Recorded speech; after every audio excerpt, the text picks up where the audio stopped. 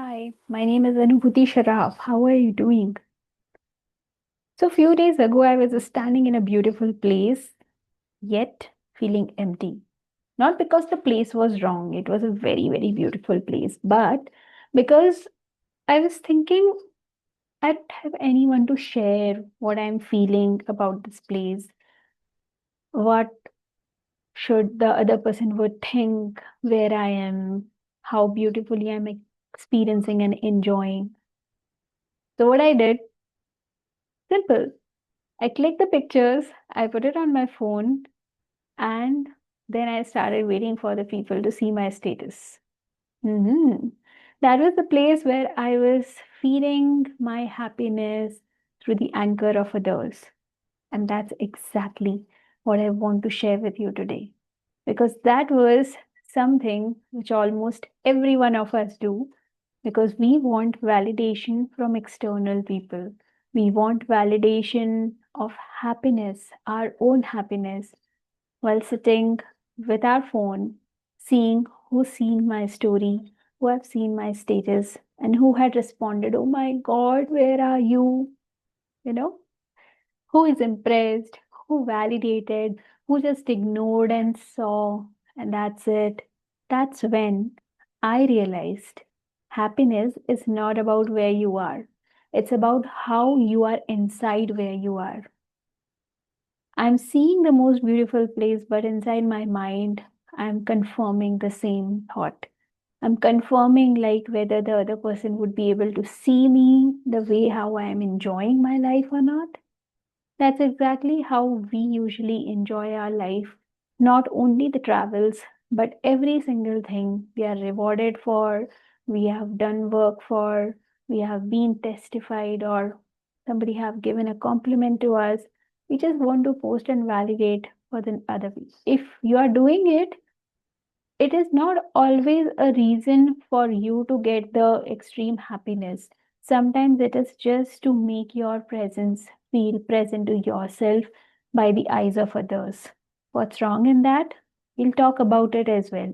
But today I'm talking about 5 ways to bring your happiness back to yourself and be happy from anchoring yourself, not from the eyes of others, because they are not going to be seen every time.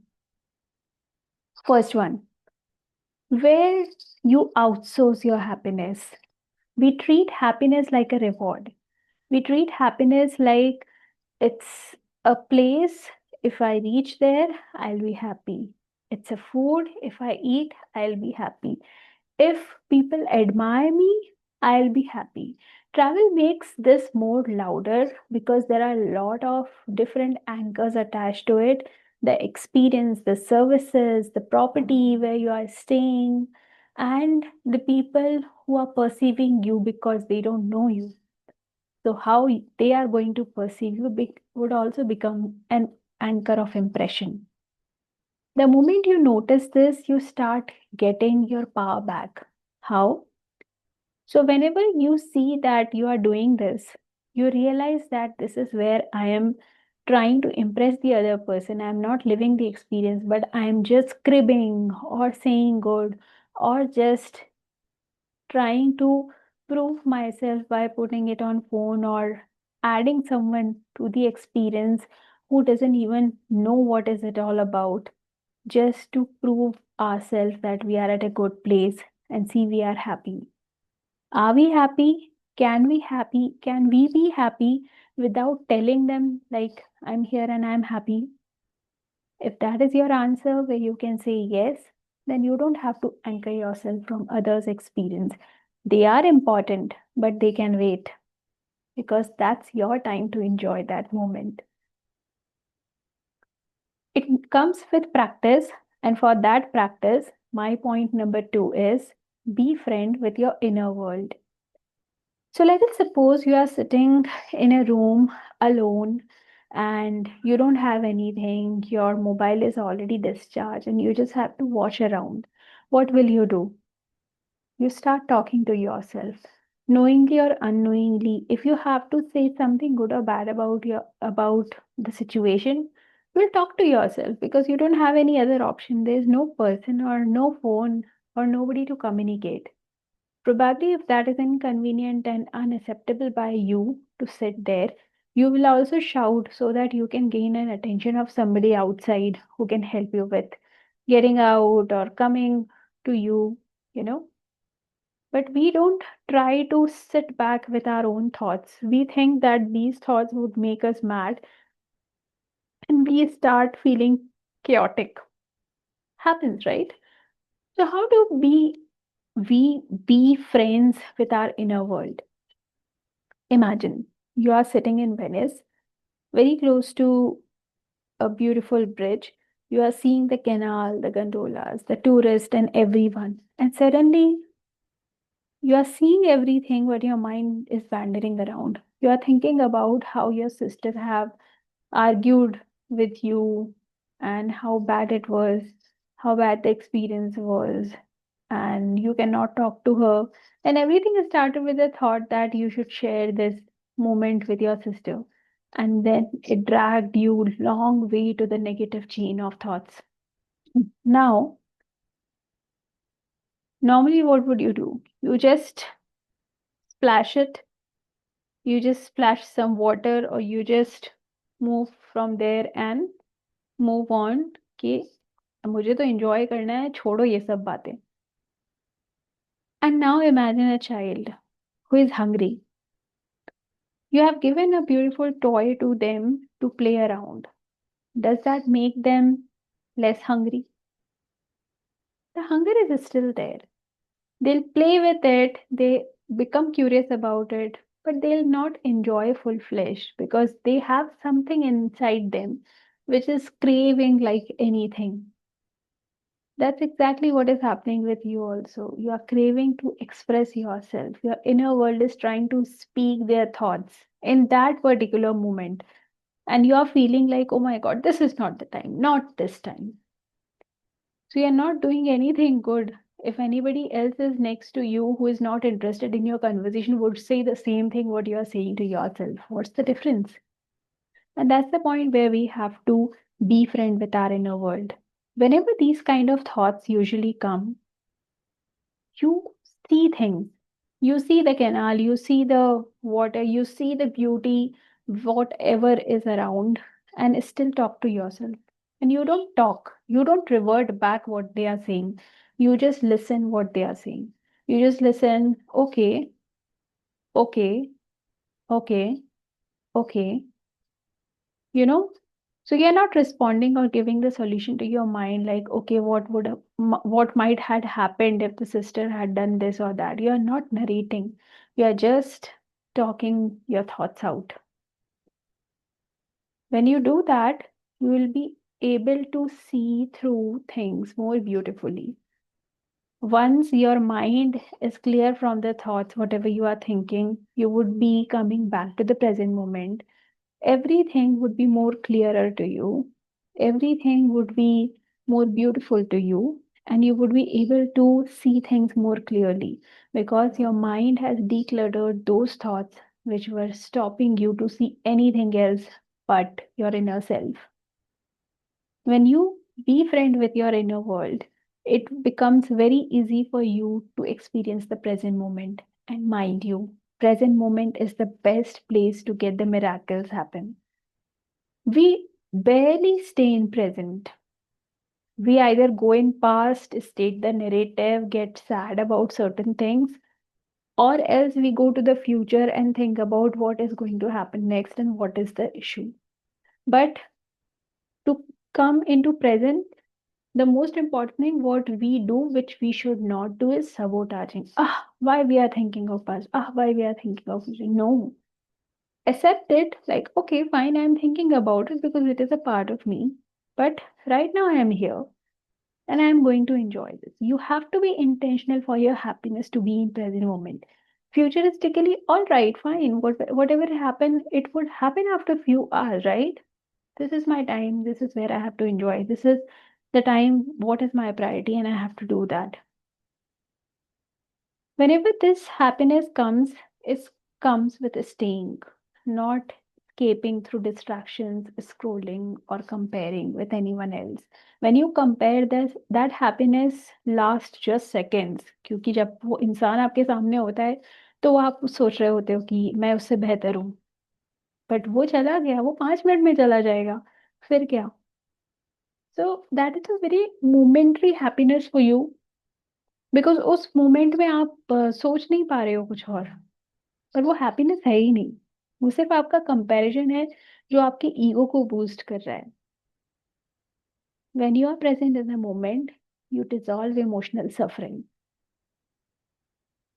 All right, so going to the next point, which is point number 3, choose small actions that anchor your peace. Happiness is not a big event, it's a small daily choice set.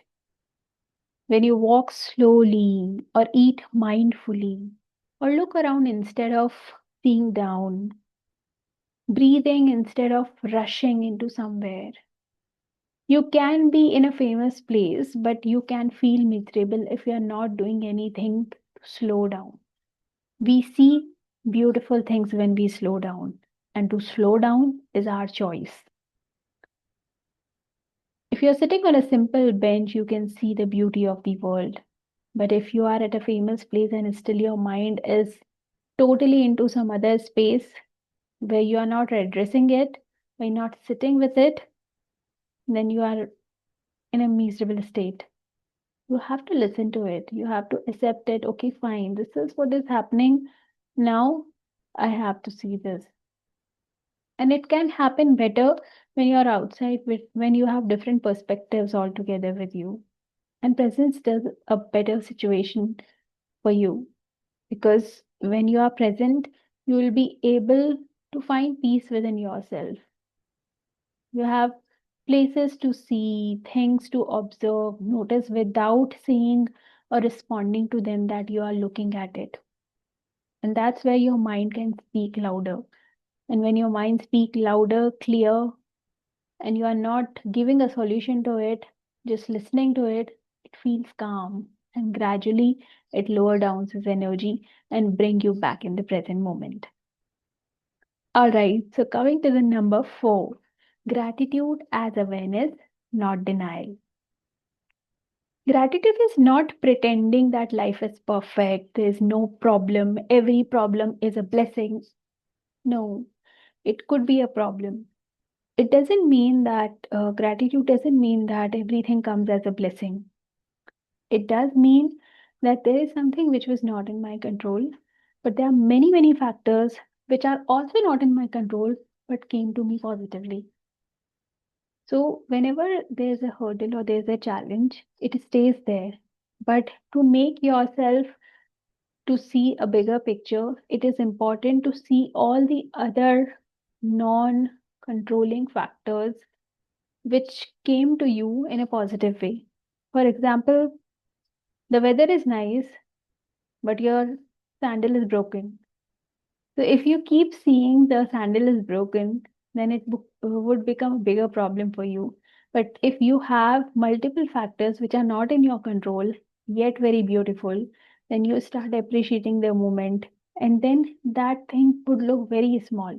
That I am not going to compromise on all these non uncontrollable positive things around me just because my sandal is broken. It sounds a little crazy, but when you start experiencing gratitude, you experience abundance, you experience awareness about the positivity, the happiness around you, which you anchor for yourself. Whether it is a bed, food, weather, services given to you, we can complain about anything. But when we choose gratitude, we try to see good in every single thing, not to cover the wrong things, but to accept and appreciate the things which are also given to us along with whatever the issue is, so that that issue stays small and our expectation and our happiness, our quotient of being present in the moment goes higher. Number 5, values over ego. So whenever we travel, I'm giving an example of travel because I recently traveled. And whenever we travel, ego travels with us. It want better photos, better presence, show off from where we have came, what role we were carrying, what hotels we stayed, what kind of experience we are getting from. Even if we are traveling with strangers or some people who don't know much about us, we try to explain them what we are. We try to feel superior about certain things which might not be feeling anyway, anything, but we just try to feel superior, like I got this, I'm doing this way. Something or the other, you'll find something to feel superior when you are driving from your ego. But the real happiness doesn't come from ego. That happiness is fragile. That happiness only lasts till the moment you are telling the person, but the person doesn't care because वो भी तो घूमने आया है ना. So it is very fragile. So where this real happiness comes where you stays with yourself. When you stay present, when you feed your soul instead of your body or your designation or your name in that moment. Whenever we travel or whenever we go to the places, what we do is we give our soul to experience things which we were not expecting by accepting that there would be things which are not in our control or not acceptable as per our environment. So this is a very good question in terms of understanding this point better. Why a person stays in a house? Why they want their house? To feel safe, to feel unquestioned, कि उनसे कोई कुछ पूछे नहीं क्योंकि वो उनका घर है तो whatever they want to do they can do, whatever laws or decisions they want to make they can make.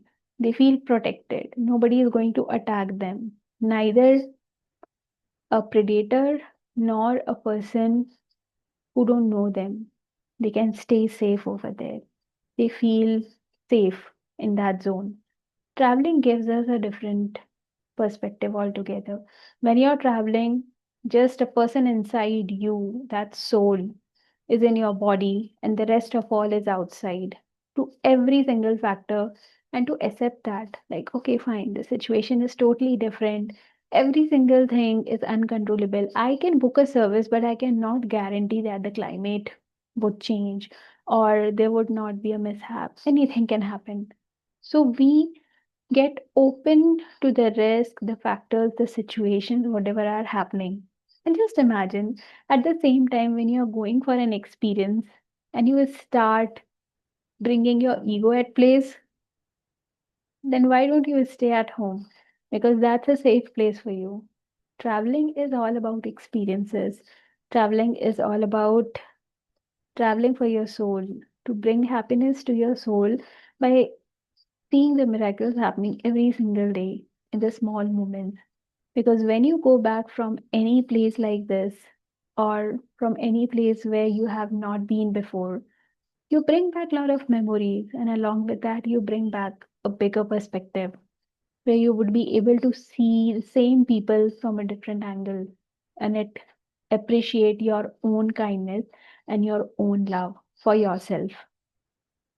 It creates a value system for you where you're not anyway judging the other person just because of their misery or their situation. You are able to understand the truth over the image.